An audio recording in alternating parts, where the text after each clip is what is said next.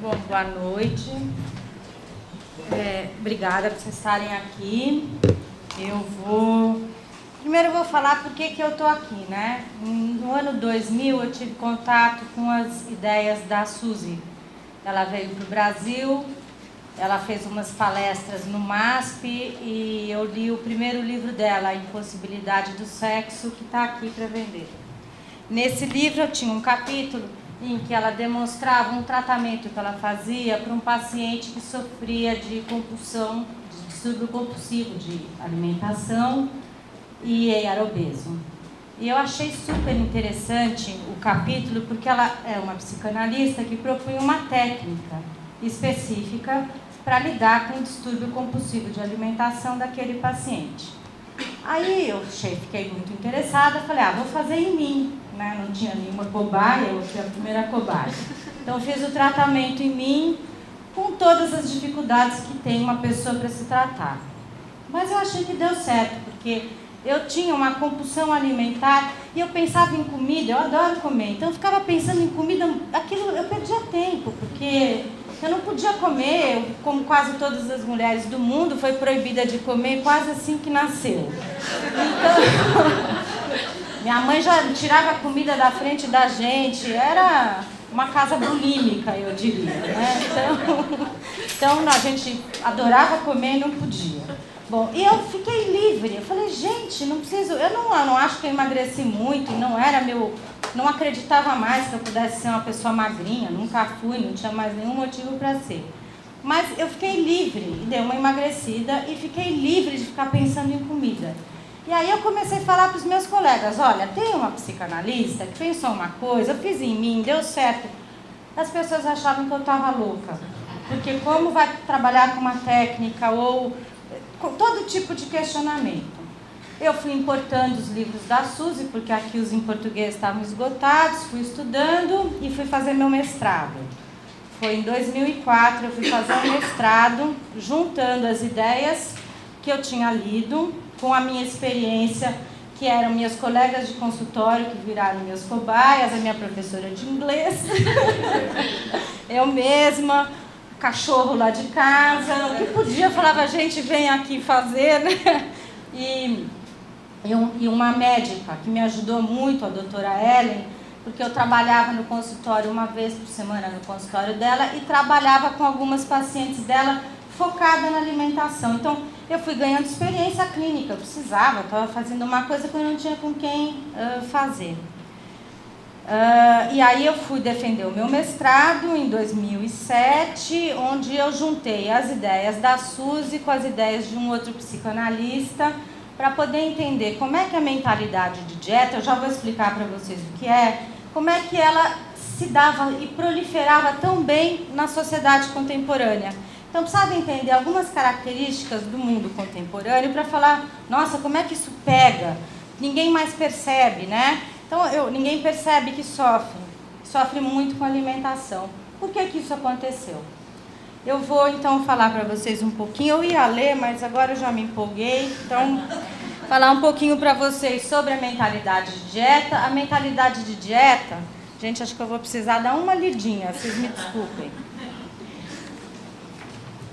Ela aliena o sujeito dos sinais básicos da alimentação. Fome, saciedade e prazer. Esses são os sinais básicos da alimentação e quando a gente fala em comida, deveria ser isso que está em jogo, deveria estar em jogo, pelo menos, né? E ela vai levar a gente a perder a autonomia alimentar, ou seja, a gente não come quando sente fome, não para de comer quando sente saciedade, porque em geral ninguém sente mais saciedade, e também a gente não escolhe os alimentos livremente, por vontade de comer aquela comida naquele momento. E ter prazer com isso, né? A gente escolhe sempre baseado numa série de informações, muito distanciado da experiência sensível da gente, apavorado com a comida, crente que ou vai engordar ou que vai morrer naquela mordida ali. Bem, é isso que é a perda de autonomia alimentar. Quando você já perdeu o contato com a tua sensibilidade, não sabe bem o que é a fome, em geral, quem sofreu a mentalidade de dieta, quem praticou dieta durante a vida inteira, não sabe o que é fome, não tem noção direito do que é saciedade, a não ser quando dói, que já é um ponto muito além da saciedade, aquela dor. Não consegue escolher livremente os alimentos e está sempre apavorado. A Suzy, uma das... Felipe, você me controla o tempo? Senão eu vou ficar falando. E uma das ideias que a Suzy vai trazer é que a mentalidade de dieta, ela é a causa do aumento dos distúrbios alimentares. Ou seja, a gente está tentando emagrecer a população pelo meio errado. Quanto mais você pratica dieta, mais a população ou engorda ou vai ter um distúrbio alimentar. Isso é muito fácil para a gente nos nossos consultórios. Meu consultório, a quantidade de problema alimentar e de insatisfação com o corpo nos últimos 20 anos cresceu muito. Não era assim. Quando eu comecei a trabalhar uns 30 anos atrás, não era desse jeito, né? Também não tão jovem. As pessoas não chegavam tão insatisfeitas, tão jovens, ou já sofrendo tanto. Então, eu acho que essa é a primeira ousadia da Suzy. Ela vai dizer, olha, a humanidade está usando o método errado. Ela está usando o método que faz adoecer, e não o método que faz curar, ou que gera a vida saudável. Então, primeiro, um grande método. Ela vai revelar, uma grande ideia, ela vai revelar o absurdo. Imagina, gente, nós estamos mandando as pessoas fazerem dietas. Eu digo nós, porque eu estou falando de nós, né? Mandando as pessoas fazerem dieta, e as pessoas só engordaram nos últimos 50 anos. Tem alguma coisa errada. Que era para todo mundo emagrecer, não era? Faça dieta e emagreça. Não, todo mundo só engordou. Então, acho que esse é o grande mérito, né? E aí, ela nos livros vai descrevendo isso que eu estou falando. Você chega na frente de uma mesa, de um buffet e fala... ouvi dizer que salmão é bom para depressão. Mas eu queria tanto comer aquele camarão frito. Não, mas fritura não só faz mal para o colesterol. Tem um óleo na fritura que... E sei lá mais o que, ninguém sabe o que fazer com a comida, ninguém sabe o que comer exatamente porque você perdeu essa interioridade, né? Uma outra coisa, a gente como está atrás de um corpo idealizado, e o Daniel mostrou tão bem isso, esse corpo que serve para ser contemplado, você vai usar a dieta, isso faz parte da mentalidade de dieta, então você vai usar a dieta para alcançar esse corpo. E não adianta, ninguém alcança aquilo. Você já nasceu perdendo. Saiu perdendo desde... Mas você fica pensando, mas qual a vantagem de você nascer perdendo? Já nasceu que não é grande negócio, digamos assim. Viver não é uma tarefa tão fácil. Depois você ainda tem que ser linda ou lindo, belo, magro, não ter pelo, não envelhecer. São muitas injunções sobre o ser humano. E você tem que ser feliz. Você não conseguiu nada daquilo e ainda você vai ter que ser feliz. Bem, é muita coisa para uma pessoa só. Bem, mas qual que é a vantagem, afinal, né? A Suzy vai fazer uma denúncia, que aqui a gente está fazendo, da indústria. Todo mundo sai ganhando. Eu me lembrei de uma frase do Michael Moore, num filme dele sobre o capitalismo, que nos Estados Unidos você nasce endividado. Você já nasce com dívida. Mas ele explica, porque ele fala, bom, quem tem dívidas tem medo. Quem tem medo se submete a qualquer salário, a qualquer coisa, não é? A gente nasce endividado, a gente nunca vai alcançar aquele padrão de beleza. A gente vai fazer qualquer coisa para alcançar. Vai gastar mundos e fundos. Vai perder tempo. Não vai se colocar... Eu não vou vir aqui porque vai aparecer minha barriga. Melhor eu ficar lá em casa. Você vai se encolhendo diante do espaço público e do mundo, né? Então são muitas perdas que você vai tendo a partir do momento que você fala, eu não sou aquilo que Fernanda mostrou também, essas fotos. Nós não somos mesmo aquilo, mas a gente pode aparecer, né? Bem, aí eu estou aqui resumindo 11 anos de estudo, tá? Deixa eu ver o que mais eu posso falar para vocês. eu vou falar um pouco do mundo em que a gente vive. Talvez retomando um pouco das ideias que o Daniel trouxe de uma outra forma, né? A partir da década de 60, mais ou menos, mas principalmente da década de 70 e 80, em que o mundo virtual passou a ter uma importância muito grande nas nossas vidas, a gente nota uma transformação. Antes, a palavra realmente tinha um peso e o pensamento também. No mundo de hoje, o que pesa, não na balança apenas, mas o que pesa é o ato. É como se todo o mundo simbólico, o valor da palavra, ou o valor do pensamento, ou mesmo essa ideia que a gente tem, né, que, bom, eu estou com sede, eu vou pegar essa água, vou beber, tem toda uma concatenação de causa e consequência, tudo isso se transformou em ato. O que é, assim, um exemplo comum, os adolescentes, eles causam. É uma sociedade que causa, não é mais uma sociedade que pensa. Esse excesso de causamento ou de causar está ligado a essa mudança no mundo, que é passagem de um mundo onde você tinha contato com a natureza para um mundo onde você não sabe o que é a verdade. Há 2 séculos atrás, a Vanessa vai dizer se eu estou certa, se a sua vaca não desse leite, você não tomava leite. Hoje, se não tem leite, você não sabe se foi o Bush, se foi a Parmalat, se tem, sei lá, você não sabe. O mundo virtual é um mundo de completas incertezas. Dentro de tudo, você suspeita, o tempo todo você suspeita da realidade. Aliás, realidade não existe, porque você não tem a vaca para saber que não tem leite, não é? Então, nesse mundo meio paranoico, o que impera é um mundo de pensamentos. Mas de que forma? Para esses pensamentos terem alguma ilusão de realidade, eles se transformaram em ato. Então, os adolescentes causam. Quando as pessoas opinam, elas praticamente estão te dando um tapa na cara. Não é mais uma opinião sensata. É um mundo de inversão. Nesse mundo de inversão, a mentalidade de dieta prolifera. Por quê? Porque é o seguinte, você basta ler uma revista, fazer aquilo que eles mandam você fazer e ok, resolveu.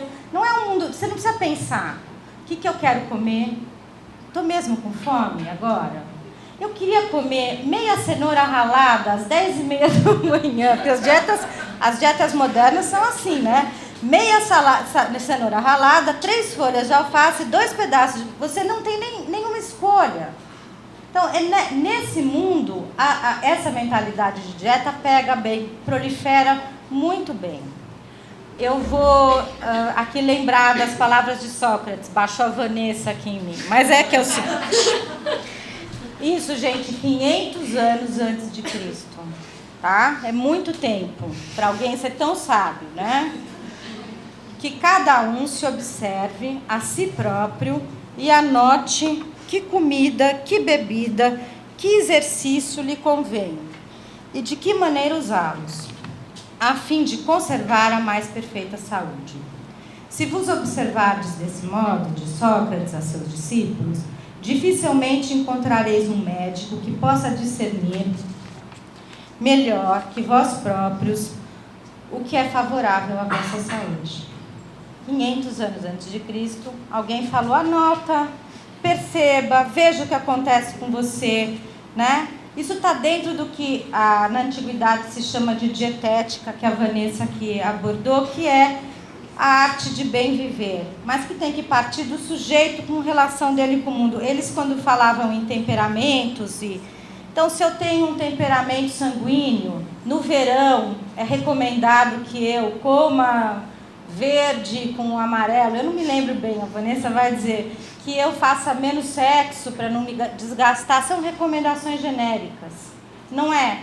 Recomendações genéricas para aquele tipo de temperamento, que faz parte da arte de bem viver e da dietética, que é uma forma de medicina. Na verdade, a medicina deriva da dietética e não o contrário. É muito diferente do que você tem hoje quando você é mediado pela ciência. Voltando aqui ao que a Vanessa falou, né? Meia cenoura para qualquer um de nós, mesmo para quem não gosta de cenoura, para quem fica amarelo de tanto comer cenoura, ao 12h30. Ou seja, o grau de controle sobre os nossos corpos e sobre a gente é absurdo. A gente acha que a gente é mais livre, provavelmente, em muita coisa, mas nisso a gente é completamente aprisionado. Tenho tempo, Felipe? Não, sei lá. Mais 5, tá. Bem, o homem contemporâneo, né, ele vai viver nesse mundo virtual, ele vai substituir o pensar dele por atos e ele vai estar perfeitamente aderido à mentalidade de dieta dessa forma. Ele vai fazer dieta regularmente, afinal todo mundo faz dieta, ninguém vai ficar de fora dessa, né? Todo mundo quer emagrecer, todo mundo precisa estar mais magro. Ele vai tentar alcançar um corpo X ou um corpo Y. Ele acredita que ele pode lidar com a alimentação dele da mesma forma que a gente lida com a engorda do gado. Tira um pouquinho aqui, põe um pouquinho de sal ali na ração. É mais ou menos assim que a gente vai tentando lidar com a alimentação da gente. Ah, eu não gosto de comer. Mentira, a maioria das pessoas gosta, né? Come qualquer coisa, não sinto fome. Esse é o homem contemporâneo, tentando tratar dele como se fosse gado. Ao mesmo tempo, como a Vanessa falou, nunca se produziu tanto discurso sobre alimentação, sobre gastronomia, sobre a boa mesa, sobre o prazer de comer. Você já está dividido nessa situação. Bom, ele vai praticar isso que eu estou falando para vocês, essas dietas, ele vai perdendo os sinais de fome, os sinais de saciedade, ele não vai mais saber do que ele gosta de comer, ele vai acreditar que escolher e pensar sobre a comida dele é perda de tempo, afinal comer é um ato banal e cotidiano, está todo mundo dizendo, parei de comer carboidratos, perdi 12 quilos em um mês, né? Bem, esse homem ele está completamente despreparado para lidar com a própria sensibilidade, para extrair algum saber, mesmo que simples, da sua própria experiência, e completamente vulnerável para adoecer das mais diferentes maneiras, pois ele perdeu a autonomia alimentar. É isso, gente. Obrigada.